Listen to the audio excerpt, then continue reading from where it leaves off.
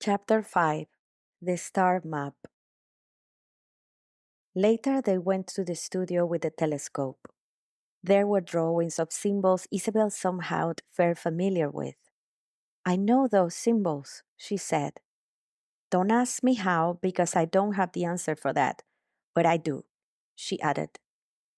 Where have you seen them before? He asked. I am not sure, but that one over there is the symbol of peace, she said, signaling a symbol with a circle and two arrows crossing. And that one over there is the symbol of war, she said, signaling a symbol with a circle and one broken arrow crossing it. How do I know that? She asked rhetorically. Maybe you have seen them somewhere before, he said, looking at her. I am not sure, she said. Maybe, she added, doubting. Isabel stopped in front of two chairs that were placed one in front of the other. One chair was black, the other pure white. She kept looking at both chairs. There was something on them that made her feel she knew those chairs from somewhere.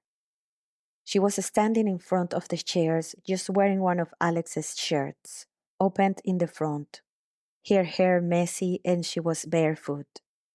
If you knew how sexy you look standing there, Alex said, admiring her from behind. Do I? She asked, notedly walking towards him. Yes, you do, and so provocative that I won't be able to keep my hands off you, Alex said. He came slowly towards her and held her waist with his hands. Then he started kissing her passionately.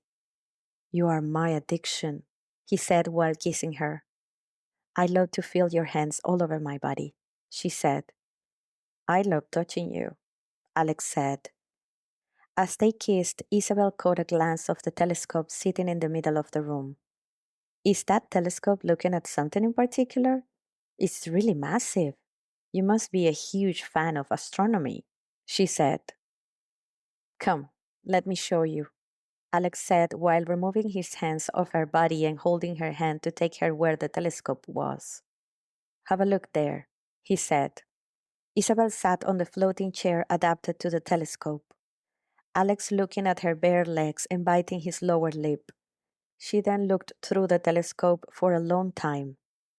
This is so beautiful, she said, excited. You can see details and colors of things here. I didn't know it could be so interesting, she added. My parents used to look through this same telescope for hours before I was born, when they were waiting for me to come. They imagined I was coming from a near living star, he said. Where are they now? She asked, looking at him. They both died on an accident many years ago. I am alone with my uncle looking after the family businesses, he said. You are not alone anymore. You have me, she said while caressing his hair softly. You have me too, he said. Don't you have any siblings? He asked her.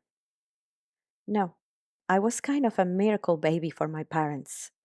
They were told it was going to be impossible for them to conceive, and then I was born. But my parents didn't try again.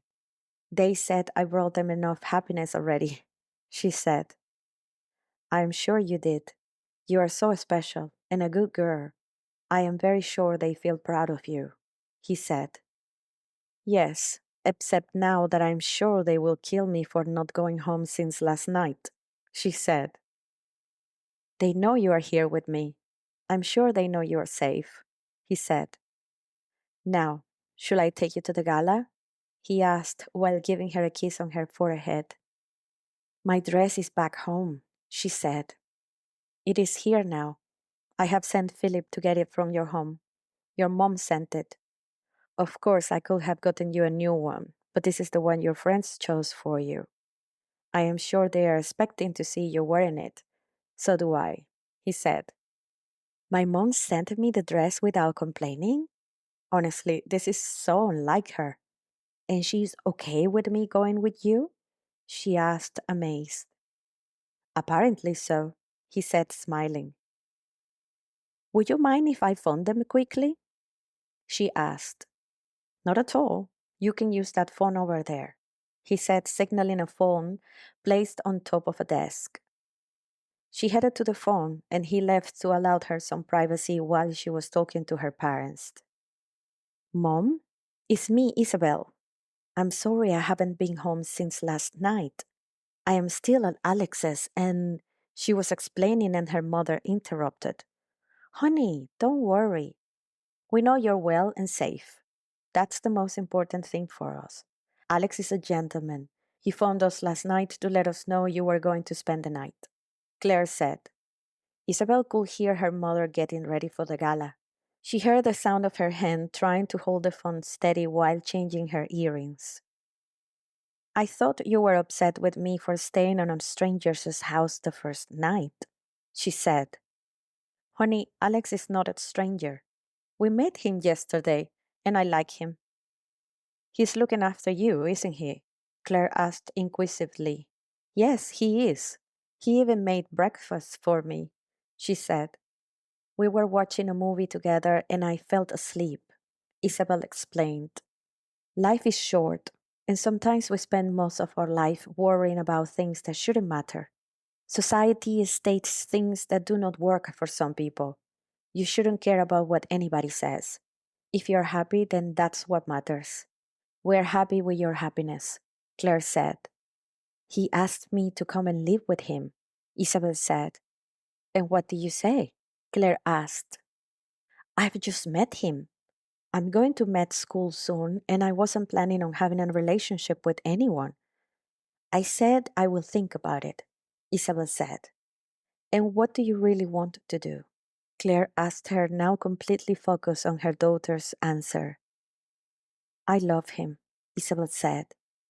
I know you might think I'm totally crazy, or this might be infatuation, but what I feel for him is bigger than anything I thought I could ever possibly feel for anyone. I am doomed, Isabel said. Love is beautiful. It is not a bad thing, Claire said. I love him so much that I feel I can't be away from him. It's like breathing his air to get enough oxygen, Isabel said. This sounds very corny, she added. It sounds like you are in love, honey, and that's a good thing. Why not enjoy it? Claire said, smiling. Do you think I should give him a chance? Isabel asked. I think you should give yourself a chance, Claire said. Listen to your heart. Nothing else matters, she added. Thanks, Mom. Now I feel so much better after talking to you. How is Dad? Are you going to the gala? Isabel asked. Your father is solving the mystery of wearing a tuxedo the proper way, honey. You know him. And yes, we are getting ready for the gala. Are you coming? I have sent you the dress with Philip. Sweet guy. He loved my chocolate pie, Claire said. Yes, I have got it, Mom. Thanks. We are going. I will see you there then, Isabel said. She was trying to picture Philip being nicer or even smiling. He seemed so serious that Isabel couldn't imagine him having chocolate pie with her mom. Isabel hung the phone up and felt relieved to know her parents were well and trusted her. She was looking around the place and felt like home. Things brought her memories, but she wasn't sure what kind of memories. She saw the beautiful chair at the distance and walked towards it. Being in front of the black chair brought an important feeling to her, but she didn't know what it was. She sat on it, and then it happened. When her skin touched the black chair, there was a thunderous noise coming from the sky, and the earth moved. It lasted a few seconds, and she could feel the strength of the chair absorbing her energy. Alex ran to the studio and found Isabel seated on the chair, her eyes closed and the chair emanating light everywhere. Isabel, are you all right? He asked her, but he was unable to come closer because the lights were also working as shields he couldn't penetrate. There was no answer. Isabel was completely absorbed with her eyes closed and placing a delicate smile on her lips, as if she felt pleased with the feeling of being on the chair. A few more seconds passed and Isabel started glowing. and little sparkles were coming out of her skin and absorbing the light inside. Alex was looking at her. Then she softly opened her eyes. Alex, I remember things, she exclaimed. That is impossible, Alex said, startled. You didn't meet me as a coincidence. We are meant to be together, she said. I saw your despair and your loneliness. I saw things happening in the world, and I saw a place called Gaia, she continued. I saw me taking the golden sleep, my memories and experiences being taken away by King Chronus, the preparation for the Great War, and I saw a map of stars showing me the way to get back what belongs to me, she added, breathing heavily. Alex froze. He didn't know what to say to her. The sirens of ambulances could be heard in the distance. An earthquake was felt for a few seconds while Isabel was on the chair. Isabel, I need you to take my hand and come out of the chair, please, he said as sounds of a lightning storm could be heard in the distance. There were loud sounds. Isabel's contact with the chair produced a series of events that were causing chaos in the city. He needed to get her out as soon as possible.